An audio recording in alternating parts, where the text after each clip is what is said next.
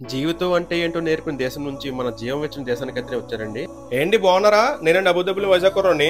ఈ అబుదాబి కుర్రోడికి వైజాగ్ వెళ్ళే టైం వచ్చేసిందండి. అదే అండి వెకేషన్ కి వెళ్తున్నానండి. కంగారు ఏం పడద్దండి, ఇన్ఫర్మేషన్ వీడియోస్ వస్తానే ఉంటాయి. వీటితో పాటు ఎంటర్టైన్మెంట్ వీడియోస్ కూడా వస్తాయండి. నేను వెకేషన్ కి వెళ్ళడం కాదు కదండి, మా ఫ్రెండ్స్ చేసిన అడవడం చూసారండి. అబ్బో, వాళ్ళందరికీ నేను కలిసిమెలిసి ఉండాలి, గొడవ పడకని చెప్పానండి. మరి ఎందుకు అంటే అక్కడ ఉన్న వాళ్ళందరూ కూడా నేనే పెద్ద, వాళ్ళందరికీ నేను బాయ్ అనమాట. అందరూ మనీ బాయ్ అంటారు. ఇంటికి వెళ్తున్న ఆనందంలో నాలో ఉన్న మైకేల్ జాక్సన్, ప్రభుదేవ అందరూ కూడా బయటపడిపోయారండి. నాతో పాటు మా ఫ్రెండ్స్ కూడా డాన్స్ ఫోన్ వచ్చేసిందండి. దగ్గరుండి మా వాళ్ళంతా ఎయిర్పోర్ట్ టాక్సీ అయితే ఎక్కించారండి. మన వైజాగ్ కి అబుదాబి నుండి డైరెక్ట్ గా ఇండిగో ఫ్లైట్స్ అయితే వేయడం జరిగిందండి. ఈ విషయం చాలా మందికి తెలిసే ఉండొచ్చండి, తెలియని వాళ్ళకి షేర్ చేయండి. అది కూడా రోజు తప్పించి రోజు అండి. ఫ్రైడే కావడం వల్ల ఎయిర్పోర్ట్ చాలా రష్ గా ఉందండి. ఇంటికి వెళ్తున్నానని హ్యాపీనెస్ ఉన్నదండి, మళ్ళీ తిరిగి రావాలని ఆలోచన నాకు చాలా బాధ కలిగిస్తుందండి. ప్రతి రెస్పాన్సిబిలిటీ పర్సన్ కి ఇది కామన్ అండి. ఇండిగో ఫ్లైట్స్ ఎప్పుడూ కూడా ఎల్&ఎం అని ఏరియాలో అయితే మనకి చెకింగ్ జరుగుతుందండి, గమనించగలరు. వైజాగ్ డైరెక్ట్ ఫ్లైట్ కి 4090 గేట్ నెంబర్ ఇచ్చారు. ఈ ఫ్లైట్ లో ఆల్మోస్ట్ 90% తెలుగు వాళ్ళు అండి. అలాగే వైజాగ్ వాళ్ళు కూడా చాలా మంది ఉన్నారు. నాకైతే చాలా హ్యాపీ అనిపించిందండి. హాఫ్ అన్ అవర్ డిలే తర్వాత ఫ్లైట్ ఎక్కేసానండి. పైలట్ కి ఏటీసీ నుంచి క్లియరెన్స్ రాలేదంటండి. అదే అండి air traffic control. Early morning 2:35 కి టేక్ ఆఫ్ అవ్వాల్సిన ఫ్లైట్ 3:40 కి టేక్ ఆఫ్ అయిందండి.